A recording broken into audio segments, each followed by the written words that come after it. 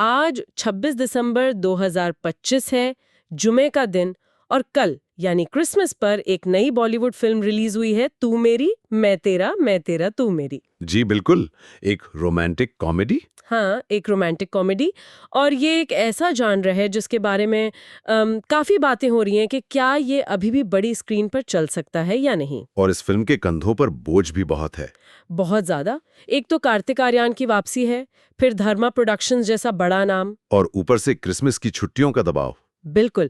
लेकिन इसका मुकाबला बॉक्स ऑफिस पर पहले से मौजूद एक बहुत बड़ी फिल्म धुरंधर से है। जी। तो आज हमारे पास बॉलीवुड लाइफ का एक आर्टिकल है जो इस फिल्म के पहले दिन के आदादो-शुमार का तज्जिया करता है। हम उसी की मदद से समझने की कोशिश करेंगे कि पहले दिन की कहानी आखिर है क्या। क्या ये एक कामयाब वापसी है या एक कह लें स्ट्रेटेजिक गलती? यही सवाल है। ये सवाल इस वक्त इंडस्ट्री में हर कोई पूछ रहा है। क्रिसमस पर फिल्म रिलीज करना एक बहुत बड़ा जुआ है। अच्छा। जी। एक तरफ आपको छुट्टियों की वजह से भरपूर शायकीन मिलने की उम्मीद होती है, तो दूसरी तरफ मुकाबला इतना सख्त होता है कि अच्छी अच्छी फिल्में भी दब कर रह जाती हैं। सही। कार्तिक आर्यन और अनन्या पांडे की ये जोड़ी एक ऐसे वक्त में आई है जब सिनेमाघरों में एक्शन और बड़े स्केल की फिल्मों का राज है। तो ये देखना वाकई दिलचस्प है कि क्या मोहब्बत और कॉमेडी का ये छोटा सा पैकेज इस भीड़ में अपनी जगह बना पाया या नहीं। बिल्कुल। तो इससे पहले कि हम नंबर्स पर जाएं, थोड़ा सा पस मंजर समझना जरूरी है। फिल्म की कास्ट बहुत मजबूत है। बहुत मजबूत। कार्तिक और अनन्या के अलावा नीना गुप्ता, जैकी श्रॉफ, अरुणा ईरानी और टीकू तलसानिया जैसे पुराने और तजर्बाकार अदाकार भी हैं। जी। कहानी दो मोहब्बत करने वालों की है जिनके खानदान वाले उनकी राह में रुकावट बनते हैं। एक क्लासिक फॉर्मूला जिससे कॉमेडी के तड़के के साथ पेश किया गया है। हाँ, और ये फॉर्मूला हमेशा काम करता है अगर इसे सही तरीके से पेश किया जाए। सही। लेकिन यहाँ जो बात अहम है वो पर्दे के पीछे के नाम है। डायरेक्टर हैं समीर विद्वांस, जिन्होंने पहले भी कामयाब फिल्में दी हैं, और प्रोड्यूसर्स में नामा पिक्चर्स के साथ धर्मा प्रोडक्शंस शामिल हैं। और जब करण जौहर का ब्रांड किसी रोमांटिक फिल्म के साथ जुड़ता है तो लोगों की तवक्कुआत आसमान पर पहुंच जाती हैं। बिल्कुल, वो इस जॉनरे के बादशाह माने जाते हैं। यहाँ से बात वाकई दिलचस्प हो जाती है, क्योंकि एक तरफ धर्मा का नाम है जो रोमांस की गारंटी समझा जाता है, और दूसरी तरफ कार्तिक आर्यन है जो एक लंबी ब्रेक के बाद वापस आए हैं। उनकी पिछली कुछ फिल्मों का बिजनेस भी मिला जुला रहा है। हाँ, तो उन पर खुद को दोबारा साबित करने का बहुत दबाव है। तो इतने सारे हैवीवेट नामों के बावजूद क्या ये फिल्म बॉक्स ऑफिस पर भी हैवीवेट साबित हुई?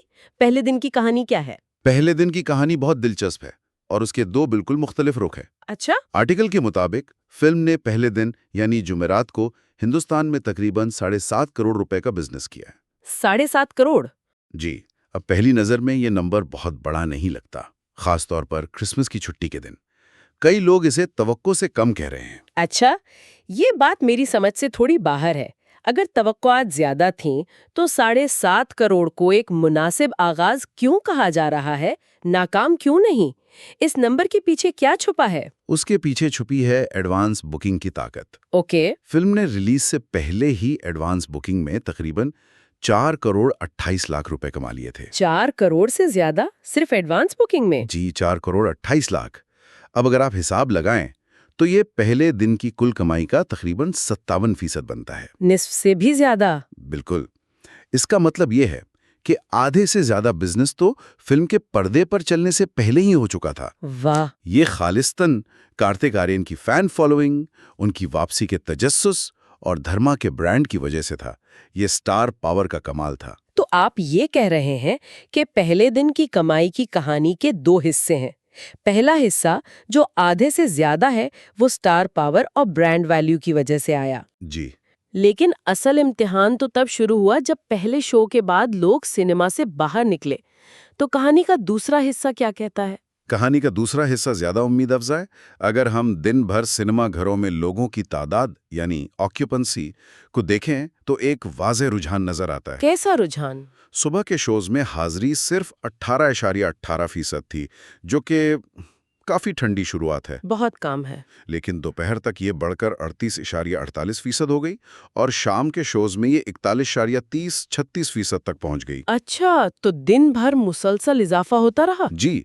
दिन भर हाजिरी में ये मुसलसल इजाफा एक बहुत ही मुस्बत इशारा है। इसका क्या मतलब है? क्या इसका मतलब ये है कि फिल्म लोगों को पसंद आ रही है? बिल्कुल, इसका साफ मतलब है कि जो लोग फिल्म देखकर निकल रहे हैं वो उसके बारे में अच्छी बातें कर रहे हैं, जिसे इंडस्ट्री में वर्ड ऑफ माउथ कहते हैं। लोगों की जुबानी तारीफ। जी, जुबानी तारीफ। और यही तारीफ बाद के शोज में ज्यादा लोगों को खींच कर ला रही है। तो पहला हिस्सा स्टार पावर ने जीता और दूसरा हिस्सा कंटेंट यानी फिल्म की अपनी कहानी और परफॉर्मेंस जीत रही है। बिल्कुल, ये स्टार पावर और कंटेंट की एक मिली जुली कामयाबी की तरफ इशारा है। ये तो बहुत दिलचस्प तज्जिया है, लेकिन फिर भी 7.50 करोड़ का हिस्सा थोड़ा खटक रहा है। अगर वर्ड ऑफ माउथ इतना ही मुस्बत है, तो नंबर इससे ज्यादा क्यों नहीं हुआ? क्या इसकी वजह वो बॉक्स ऑफिस का डेव है जिसका हमने शुरू में जिक्र किया था, धुरंधर? हाँ, अब आते हैं उस मसले पर जो इस फिल्म के लिए सबसे बड़ी रुकावट है। धुरंधर एक बहुत बड़ी एक्शन फिल्म है जो पिछले हफ्ते रिलीज हुई और पहले ही बॉक्स ऑफिस पर धूम मचा चुकी है। कितनी?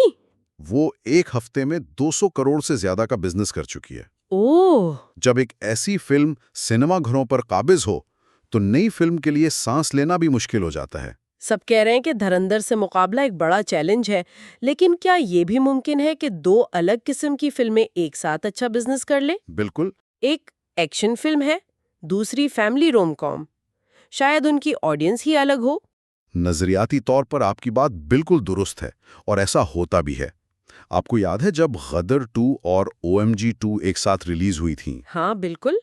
सब ने कहा था कि एक फिल्म दूसरी को खत्म कर देगी, लेकिन दोनों ने अपनी अपनी जगह बनाई। सही। लेकिन यहाँ मसला क्रिसमस की छुट्टियों का है। छुट्टियों के सीजन में फैमिली ऑडियंस तकसीम हो जाती है। धुरंधर भी तो फैमिली फिल्म के तौर पर ही मार्केट की गई है। जी, एक फैमिली एक्शन फिल्म, तो मुकाबला सीधा है। इसके अलावा आर्टिकल ये भी बताता है कि तू मेरी मैं तेरा को अहम सिनेमाघरों में इतनी स्क्रीन्स नहीं मिली जितनी मिलनी चाहिए थी। क्यों? क्योंकि ज्यादातर बड़ी स्क्रीन्स पर धुरंधर काबिज है। कम स्क्रीन्स का मतलब है कम शोज और कम शोज का मतलब है कम कमाई। तो ये रिलीज की टाइमिंग वाला फैसला एक दोधारी तलवार साबित हुआ। बिल्कुल। प्रोड्यूसर्स ने सोचा होगा कि क्रिसमस की छुट्टियों का फायदा उठाएं, लेकिन वो ये भूल गए कि छुट्टियों में अक्सर एक बड़ा शिकारी पहले से ही मौजूद होता है। बिल्कुल, ये एक बहुत बड़ा रिस्क था। उन्होंने फिल्म को वैलेंटाइन डे 2026 के बजाय क्रिसमस पर लाने का फैसला किया। अगर वैलेंटाइन डे पर आती तो शायद सोलो रिलीज होती और आराम से 12-15 करोड़ की ओपनिंग ले सकती थी। लेकिन क्रिसमस पर आकर उन्होंने खुद को एक बहुत बड़े मुकाबले में झोंक दिया। तो अगर मुकाबला इतना सख्त है और नंबर्स तवक्को से कम हैं, तो फिल्म के पास उम्मीद की क्या किरण है?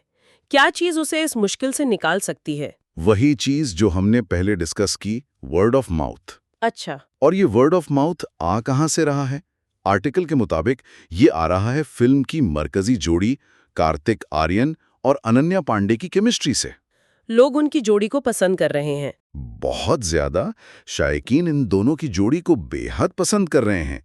आर्टिकल में एक रिव्यू का भी जिक्र है जिसने फिल्म को 5 में से 4 स्टार्स दिए हैं और खास तौर पर इनकी केमिस्ट्री को फितरी और काबिले यकीन करार दिया है।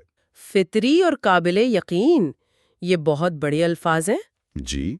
आजकल की फिल्मों में अक्सर रोमांस बहुत बनावटी और जबरदस्ती का लगता है, तो इसका मतलब है कि लोगों को ऐसा लग रहा है कि ये सचमुच का कपल है, कोई जबरदस्ती की एक्टिंग नहीं। बिल्कुल।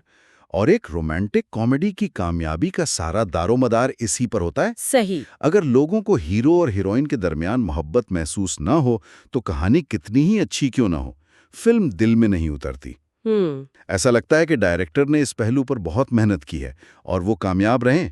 जब लोग कहते हैं कि उनकी केमिस्ट्री आरामदेह लग रही थी, तो इसका मतलब है कि फिल्म अपने बुनियादी मकसद में कामयाब हो गई है। तो अगर हम इन तमाम नुकात को जोड़ें, एक मुनासिब ओपनिंग, दिन भर बढ़ती हुई ऑक्यूपेंसी, सख्त मुकाबला और मरकजी जोड़ी की जबरदस्त केमिस्ट्री, तो इस फिल्म का मुस्तकबिल कैसा नजर आता है? क्या ये वीकेंड पर बड़ा जंप ले सकती है? इम्कानात बहुत रोशन है। आमतौर पर एक अच्छी फिल्म जुमे के मुकाबले में हफ्ते को 30 से 40% का जंप लेती है। ठीक है। लेकिन जिस तरह की मुस्बत बातें इस फिल्म के बारे में फैल रही हैं, खासतौर पर नौजवानों और खानदानों में, मुझे हैरत नहीं होगी अगर ये हफ्ते को 50 से 60% का जंप ले जाए। 50 से 60%? जी। अगर ऐसा होता है तो फिल्म आराम से हफ्ते को 11-12 करोड़ और इतवार को उससे भी ज्यादा कमा सकती है। तो पहला वीकेंड अगर 30-35 करोड़ तक पहुंच जाता है? तो उसे एक कामयाब आगाज समझा जाएगा। असल इम्तिहान पीर को होगा, लेकिन अभी के लिए वीकेंड बहुत अहम है। तो इस सब का मतलब क्या है? तू मेरी मैं तेरा तू मेरी ने एक ऐसी शुरुआत की है जो शायद आदादो शुमार में शानदार ना लगे, लेकिन इसकी बुनियाद बहुत मजबूत है। जी। फिल्म की ताकत उसके स्टार पावर से ज्यादा उसके कंटेंट में नजर आ रही है, खास तौर पर कार्तिक और अनन्या की केमिस्ट्री जिसे लोग पसंद कर रहे हैं। हाँ, और इसकी कमजोरी उसका अपना फैसला है, क्रिसमस पर धुरंधर जैसे तूफान के सामने आ जाना। सही। लेकिन दिन भर शायकीन की तादाद में इजाफा ये साबित करता है कि फिल्म में अपनी लहर बनाने की सलाहियत है। मतलब ये एक छोटी कश्ती हो सकती है जो एक बड़ी लहर से टकरा रही है। बिल्कुल, लेकिन ऐसा लगता है कि इस कश्ती में इतनी जान है कि वो किनारे तक पहुंच सकती हैं। बहुत खूब। तो आखिर में सामईन के लिए एक सोच छोड़कर जाते हैं। बिल्कुल, गौरतलब बात यह है कि हम एक ऐसे दौर में हैं जहां कहा जाता है कि रोमांटिक कॉमेडीज सिर्फ ओटीटी प्लेटफॉर्म्स के लिए रह गई हैं। हाँ, कि लोग सिनेमा में सिर्फ एक्शन देखने जाते हैं। जी, सिर्फ बड़ा एक्शन या विजुअल इफेक्ट्स।